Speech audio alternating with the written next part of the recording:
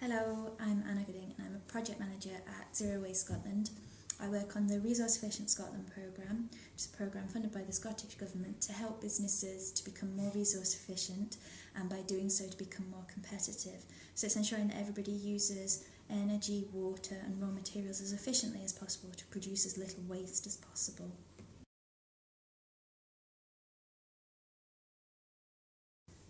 "2014 was a legacy year for Scotland.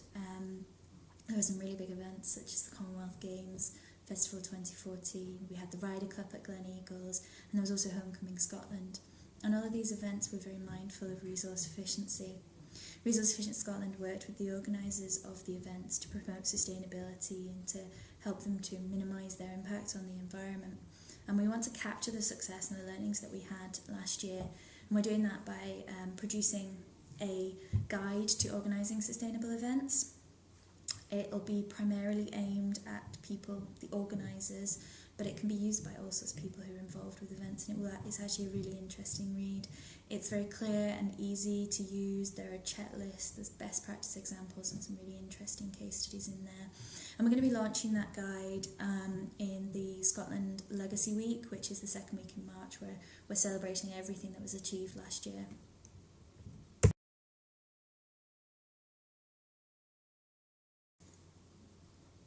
I think things have started to progress, and actually things are definitely improving in the event industry. The inherent difficulties are starting to be overcome. Some of the examples are the big events that we had in the last couple of years. So the Commonwealth Games, but before that the Olympic Games in London in 2012 as well.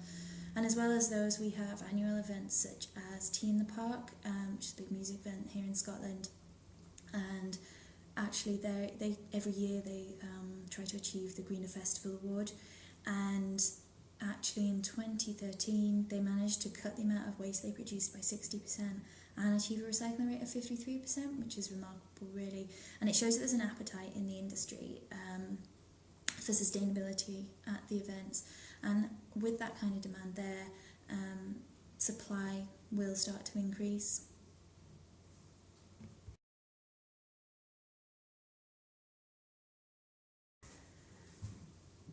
So some of our successes last year were Glasgow 2014 achieving the ISO 2012-1 standard, which is the Event Sustainability International Standards. That was fantastic.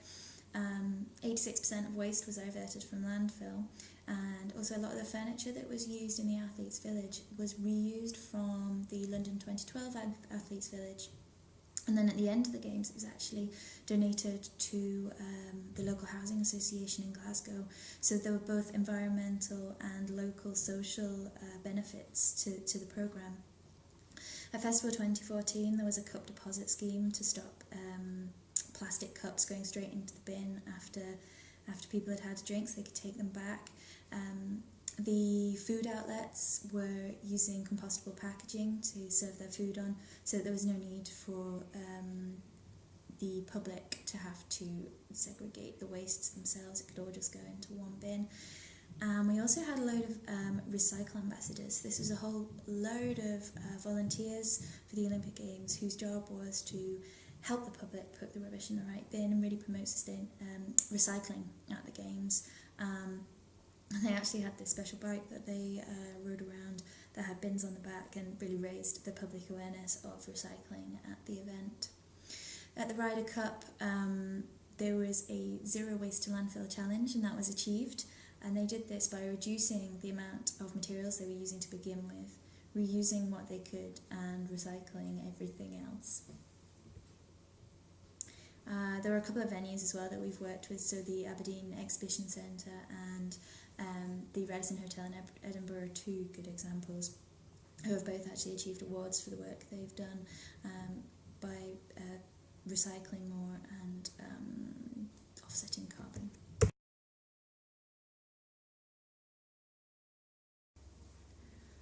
I think our events could have been more successful if we had had even more engagement. So whilst most of the caterers were serving food on compostable packaging, which was great, there was one caterer who didn't manage to meet that requirement, and if we'd got them on board, it would have just been a really fantastic addition. I also think that engaging the public was the real key to the success, and it was the recycling ambassadors that we had on Glasgow Green that really made that happen. If we could have had more volunteers and more recycling ambassadors, we could have spread the message further, and then we would have got an even higher recycling rate, and that would have been fantastic.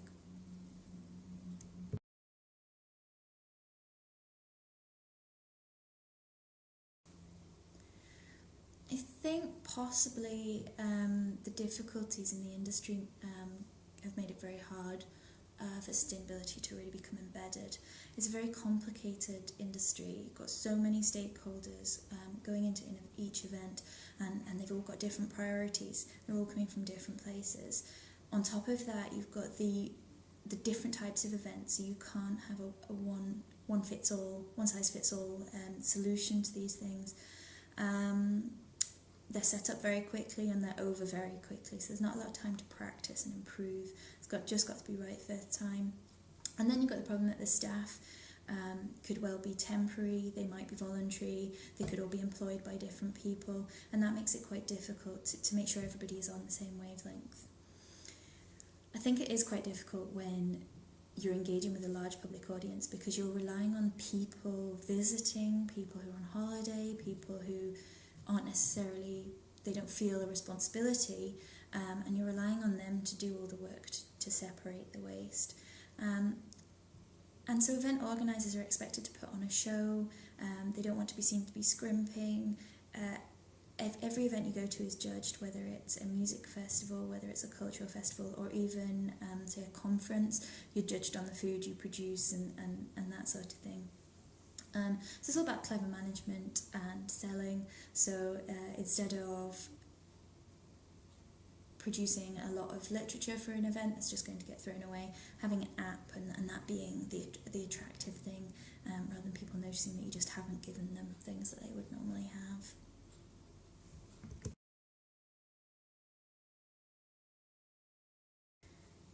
I definitely think zero waste is achievable at events, and I think the real proof of that is the Ryder Cup. They set out to achieve a zero waste to landfill event, and that is what they did. And they believed that they could do it, and they did it. And if there's the belief there, then other people can do it.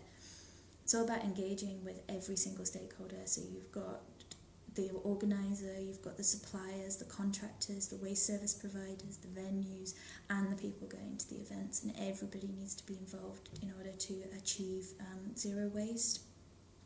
There were some really strong examples this year about waste management and resource efficiency at events, and hopefully they will inspire future events and future event organisers and give them a real can-do attitude, and zero waste can become something that is at most events, if not all.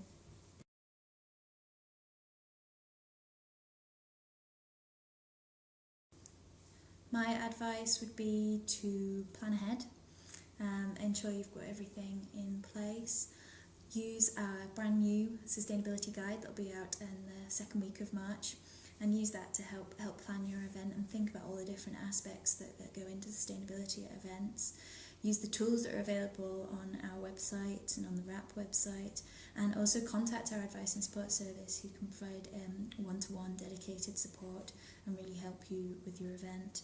And actually, I've said it already quite a few times, but engagement is key, and particularly early engagement and getting everyone on board from the beginning. I think that would really help.